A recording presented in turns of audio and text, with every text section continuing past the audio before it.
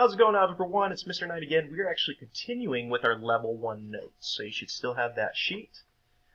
This time we're going to look at the second part of this, which is calculating the slope when we're not given a graph. So we can't really rely on rise over run anymore, at least not in the traditional sense.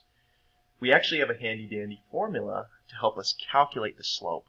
So the slope, the variable was m, and m is going to equal, well, if I have the slope between these 2 points, x1, y1, x2, y2, and these are just subscripts to say, hey, these are the first points, or first coordinates, these are the second coordinates, you can write it like this. You can write, since it's rise over run, your rise was the change in y, so change is y2 minus y1, over the change in your x, or the run, which is x2 minus x1, which is literally your rise over your run. Just like before, except now we're just saying, hey, now the coordinates y2 minus y1, x2 minus x1. So let's see that with some example problems, okay? Let's do this first one. Well, I'm going to call this one x1, y1. I'm going to call this one x2, y2. And all I'm going to do is throw stuff into my formula. So if m equals y2 minus y1 over x2 minus x1, my y2 is 3 minus my y1 is 1 over my x2 is 4 minus my x1, which is 1. And so after I go through that, I get 2 over 3. And there we go. My slope is 2/3. And that's all it is. It's plugging and chugging. So figure out what your x1, y1 is, then figure out what your x2, y2 is, and throw some stuff in. And it actually does not matter which one you call x1, y1. I can call this one x1, y1, and this one x2, y2. The trick is to be consistent. So if this is your x1, y1, you better make sure they're going in as x1 and y1 up here, or you're not going to get the right answer. So let's put this to the test. Okay.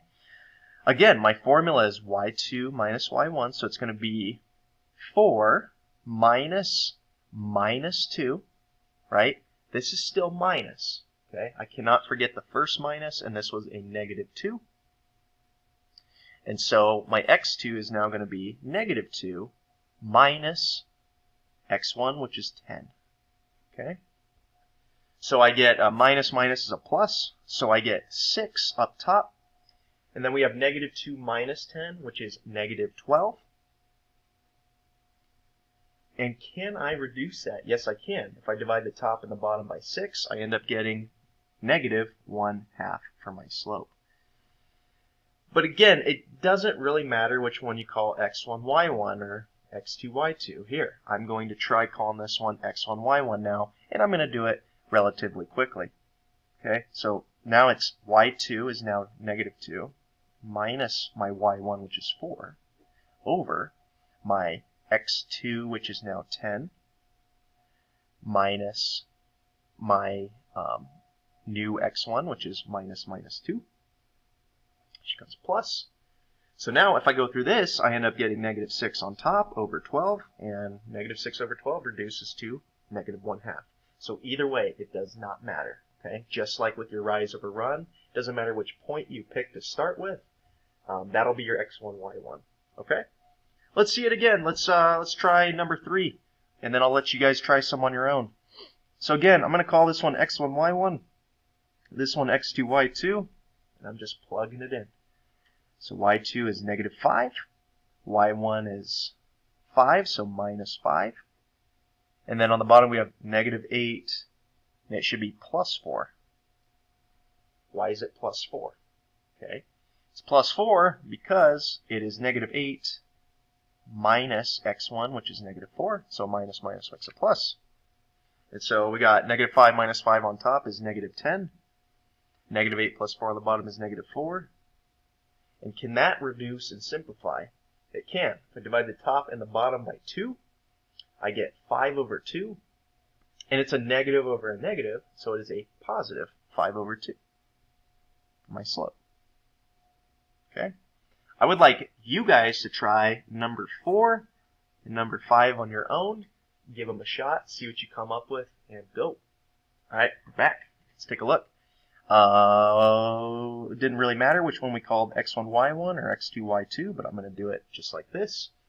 So now I'm going to do y2 minus y1, 4 minus 0, x2 minus x1, negative 2 minus 10. And so on top I end up getting 4 over negative 2 minus 10 is negative 12. And this can reduce. If I divide the top and the bottom by 4, I end up getting negative 1/3 is my final answer. This guy, all right, I'm going to do x2, I'm sorry, yeah, I'll call it x2, y2. It doesn't really matter, x1, y1. So I'm going to do 9 minus 9, and I'm going to do 5 minus 3 on the bottom. So as soon as I do 9 minus 9 up top, I get 0 over 2, and you can't do 0 divided by 2, it's just, well, you can, it's just 0. Okay, you can't do it if 0's on the bottom, okay, which that might happen at some point. Let's look at number 6. Let's take a look at number 6. If I do x1, y1 for this one, x2, y2 for this one, I'm going to do 5 minus 8. And I'm going to do negative 7 minus 7, so plus 7.